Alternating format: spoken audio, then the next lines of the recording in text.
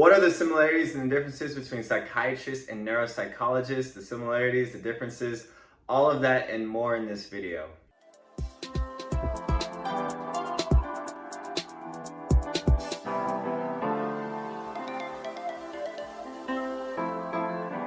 What's up, fam? My name is Phil Sarpong. Welcome to the channel. If this is your first time here, this is Phil's Guide to PsyD. This channel is dedicated to all things clinical psychology. If you care about self-care, if you're interested in clinical psychology, or if you want a little bit of a sneak preview to what grad school might look like for you, then this is the channel for you. So as you guys know, I am a clinical psychology doctoral student, and I've been getting this question from a lot of you guys between the differences between psychiatrists and neuropsychologists.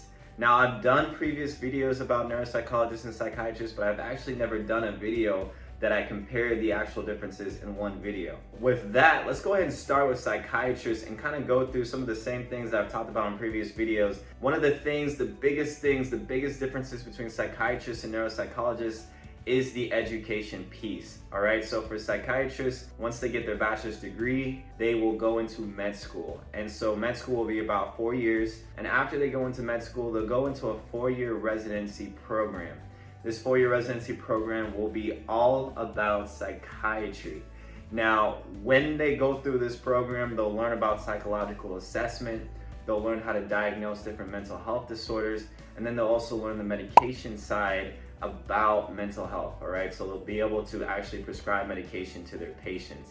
That's one of the biggest things about psychiatry, the neuropsychology, is the whole medication piece. Once they actually go into their practice, most psychiatrists are actually gonna work in hospitals. The average salary for a psychiatrist is over $200,000, okay? That's $200,000 per year. One of the things about psychiatrists that, they're gonna go through med school, and so they're gonna learn all the things about the human body, the anatomy, the physiology side of things. And so when they do prescribe medication, they can have a holistic framework into how that medication is going to basically react with people's physical symptoms and things like that. They are going to monitor that progress of medication and making sure that patients are okay, making sure that their symptoms aren't too bad, and making sure that there's no other physiological changes that are happening as they go through their medication process, right? And they'll also work with psychologists because maybe as time goes on, as that person is going through therapy, maybe they might need less and less medication, right? So they may refer them back to a psychiatrist in order to monitor their process and see if over time they can take less and less medication as they're going through therapy, or as they're getting better, or as their mental health is getting better, right? So there's a number of things that psychiatrists can do when working with psychologists or other health professionals in order to give the best treatment plans for patients. All right, so that is what a psychiatrist is. Now let's go into neuropsychology.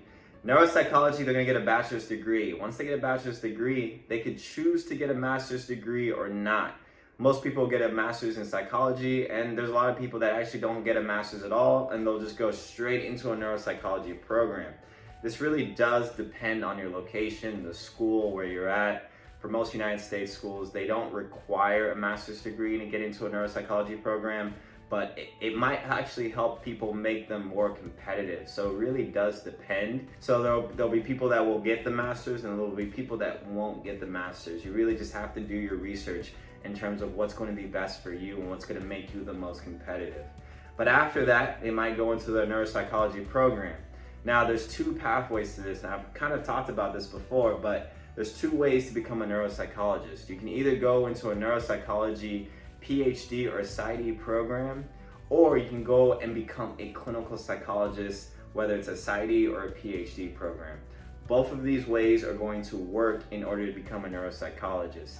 Now, if you go into these programs, one of the things that I didn't quite mention in previous videos, and I want to kind of camp out here for a little bit and kind of explain it a little bit more, is that once you've gone through your program, every program requires a 1-year internship. And so if you want to become a neuropsychologist, you have to go into a neuropsychology internship site. That's really, really important, because that's what's going to actually help you get the necessary hours and experience for neuropsychology. Once you've completed your 1-year internship, there's a couple of things that you're gonna have to do after that, and that's called a postdoc. Now, I don't think I've explained this before, but a postdoc is basically every state has their certain number of clinical hours that a psychologist has to get in order to become a psychologist, right? And so let's say there's one state that has 7,000 hours of clinical hours that you have to do. So you may do 4,000 of those hours when you're in your program, in your PsyD or your PhD program, and then you might do another 2,000 hours when you're in your 1-year internship program. But most likely you're still going to need some hours, right? And so after you finish your program, after you finish your internship, you're gonna go into a postdoc. Now this postdoc doesn't mean that you're technically a licensed psychologist or a neuropsychologist yet. It just means that you're basically almost there. Like, you're most likely going to be able to do a lot of things on your own, but essentially you're just getting the hours that you need for the state requirements. So this could either be a 1 to 2 year postdoc, and after you've gotten through all of those hours for the state, then you can go into licensure, then you can go into certifications, and then you can actually become legally a neuropsychologist or a clinical psychologist. So that's basically how to become a neuropsychologist. I've talked about before basically all the things that neuropsychologists will do. So they're going to administer neuropsychological assessments. They're going to diagnose neurological conditions. They're going to treat different illnesses like epilepsy, dementia, traumatic brain injury, movement disorders, and memory. The average salary for neuropsychologists is anywhere from $93,000 and above. So as you can see, there's definitely some significant salary differences between psychiatrists and neuropsychologists. So as you can see, there's a number of similarities and differences between these two fields. The differences are huge in terms of education, with psychiatrists going into med school and then going to a 4-year residency program, neuropsychologists going into a PsyD or PhD program, getting a 1-year internship, and then doing a 2-year postdoc.